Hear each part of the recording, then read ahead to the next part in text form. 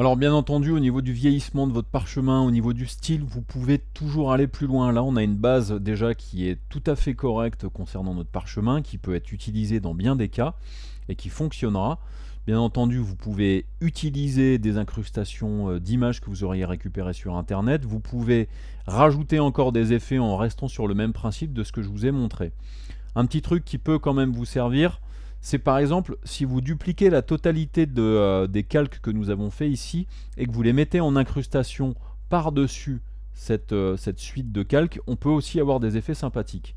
Donc là, regardez, je prends ce calque-là, j'appuie sur Shift, je vais sélectionner donc le dernier calque, et là je vais faire un groupe en ayant sélectionné ces éléments-là. Donc je vais faire CTRL G, ce qui me permet ici de faire ma base parchemin, et je fais Entrer. Maintenant, je veux dupliquer cette base, donc je fais un CTRL J, ou alors je prends ce calque-là, et ce groupe de calques, et je le glisse sur l'icône, ce qui me permet de faire une copie. Les groupes de calques, vous pouvez les utiliser de la même manière qu'un calque classique, c'est-à-dire que vous pouvez venir ici dans les modes de fusion de calques et les utiliser comme si c'était une image. Et regardez, par exemple, si la duplication de mon groupe de calques, je l'utilise avec un mode de fusion, ça peut me permettre de rajouter et peut-être trouver des styles usés sur mon parchemin qui fonctionnera un petit peu plus. Donc là, si j'utilise incrustation par exemple, vous voyez là du coup ça donne un effet de parchemin qui peut être assez sympathique.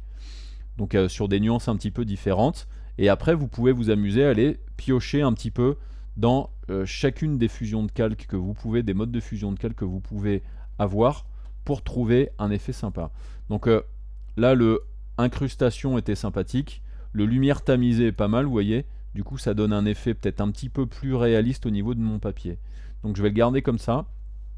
Je vais faire effet supplémentaire. Et là c'est ma base. Je vais le renommer 09 effet sup. Donc du coup vous avez l'original. Petite chose après que l'on peut faire, si par exemple l'orientation ne vous plaît pas, si vous voulez l'intégrer sur un fond, etc., etc., il y a donc des petites choses que vous pouvez améliorer. Par exemple, si vous voulez repasser en mode portrait, c'est la même manip que ce que nous avons fait au début du tuto, vous allez dans Images, vous allez dans Rotation de l'image et vous demandez une rotation horaire à 90 degrés. Donc là, en ayant fait comme ça, on a effectivement maintenant donc notre parchemin qui est orienté en mode portrait. Si par exemple vous voulez agrandir la zone autour du parchemin pour peut-être que l'on mette une ombre portée et qu'on ait l'impression que notre parchemin est sur une base, vous pouvez venir dans Images et vous allez venir ici choisir taille de la zone de travail qui va vous permettre, en fonction de l'unité dans laquelle vous êtes, donc là on est en pixels, de rajouter des pixels supplémentaires.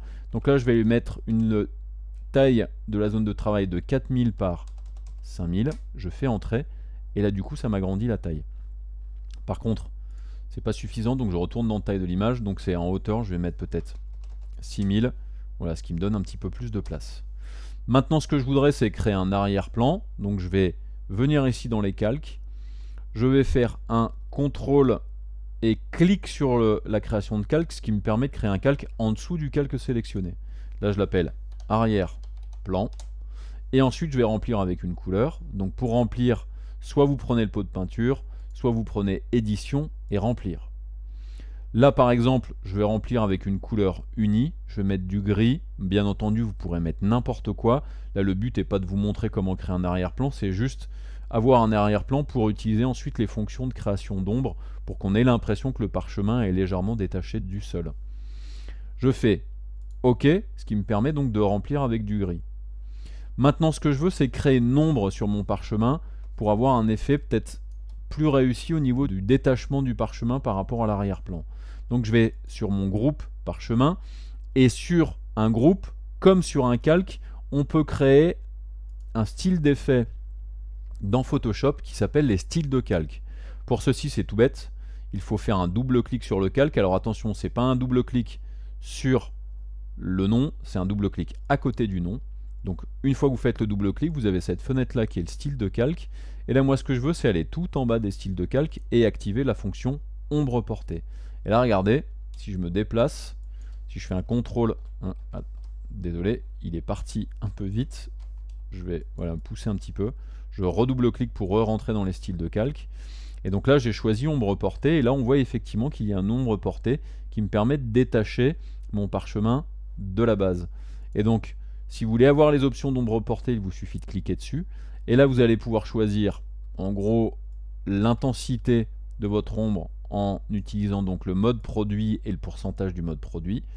Utilisez ici cette valeur-là d'angle qui va vous permettre d'orienter votre ombre. Donc là, moi, je veux l'orienter, par exemple, vers le bas. Donc je mets une valeur à 90. Vous pouvez choisir la distance. Vous pouvez utiliser la fonction grossir qui va vous permettre de grossir l'ombre sur les côtés. Et après, vous pouvez choisir la taille qui va vous permettre de faire en sorte que votre ombre soit un petit peu plus diffuse. Donc je vais baisser la valeur de grossissement et baisser la valeur d'ombre pour avoir quelque chose d'un petit peu moins violent. Et après, il vous suffit de faire OK. Et là, du coup, vous avez créé votre ombre qui vous permet de détacher votre parchemin de votre arrière-plan. Si par exemple, vous trouvez que l'encadrement autour de votre parchemin est trop important, vous pouvez utiliser ici les fonctions qui vont vous permettre de recadrer. Donc je vais venir ici et après, vous pouvez venir chercher les angles. Vous avez cette visualisation-là qui va vous permettre donc de choisir de recadrer. Et après, il vous suffit de valider ici. Et là, on a donc recadré notre document.